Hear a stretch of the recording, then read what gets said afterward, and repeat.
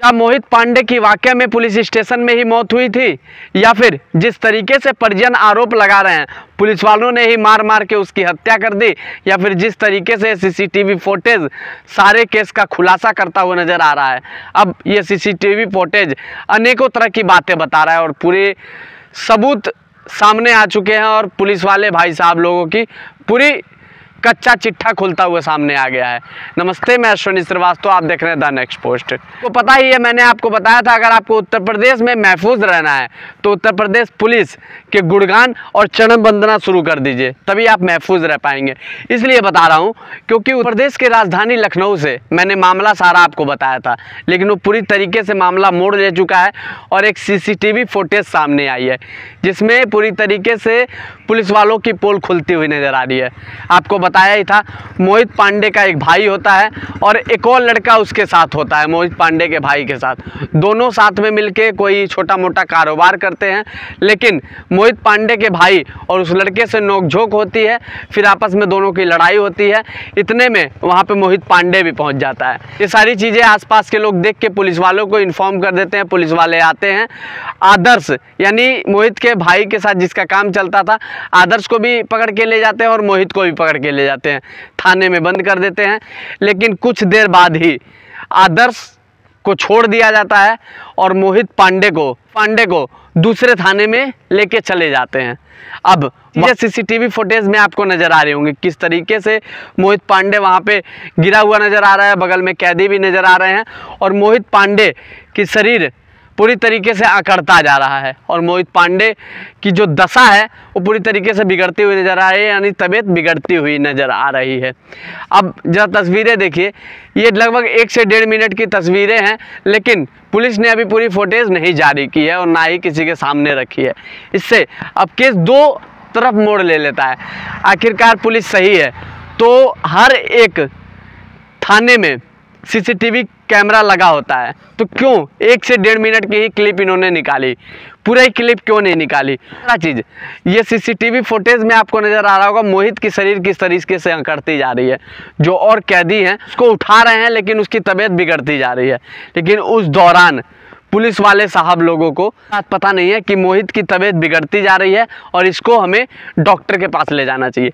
समय बीतता गया, मोहित की तबीयत लगातार ख़राब होती गई। पुलिस वालों को इन्फॉर्म हुआ, तुरंत वहाँ से उठाए और हॉस्पिटल ले गए।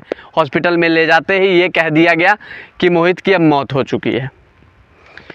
अब सीधा सीसीटीवी फुटेज भी कुछ कहता है और घर वाले तो सीधा सीधा आरोप लगा ही रहे हैं। जरा घर वालों की बात भी सुन लीजिए। आपका नाम क्या है? आपका नाम क्या है? रामदेव पांडे। ठीक, मैं उनका चाचा लगता हूँ। कल उनको पकड़ लेके गए थे, रात भर उनको बंद रखा, किसी को मिलने नहीं दिया।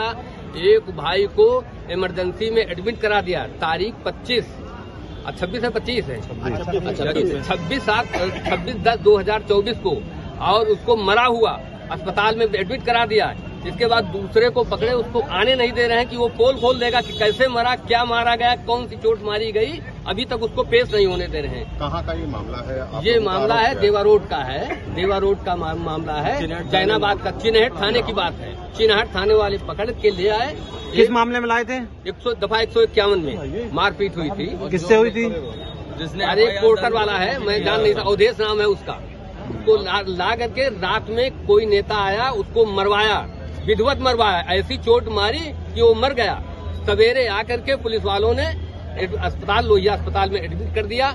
जब उसकी डेथ हो गई तब हम लोगों को इन्फॉर्म कर रहे हैं कि ये मर गया। दूसरा भाई कहाँ है? दूसरा भाई अभी चोट में पता नहीं, हम लोग पता नहीं, अभी पता नहीं लग रहा, कहाँ नहीं लग रहा। नहीं, देखने नहीं दिया। उसको साथ में ले आए थे, उसको मिलने नहीं दे रहे हैं। उसको मिलने नहीं दे रहे हैं। फुटेज तो आपने सुन ली होगी।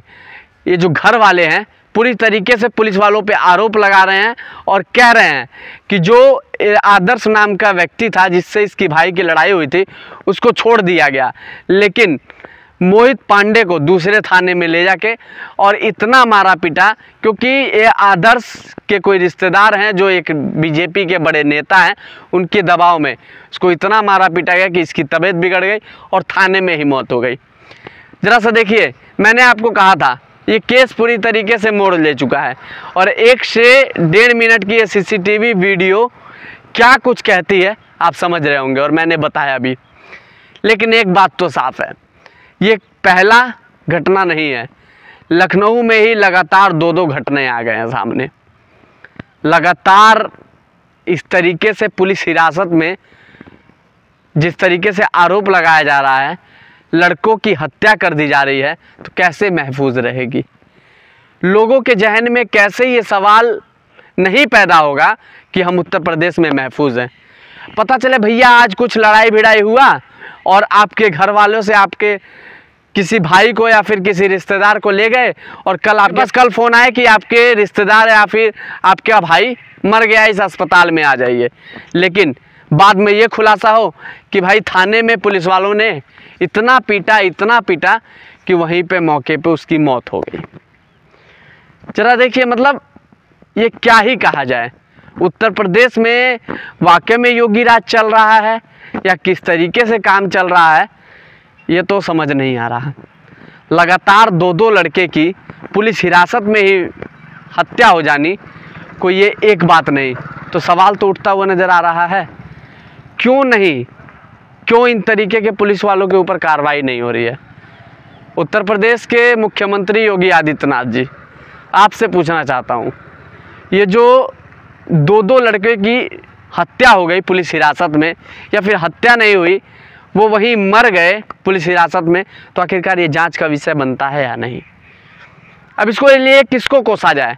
सरकार राज्य में आपकी, केंद्र में आपकी, आप कहते भी हैं कि उत्तर प्रदेश में सब चंगा है भैया, किसी प्रकार की दिक्कत नहीं है।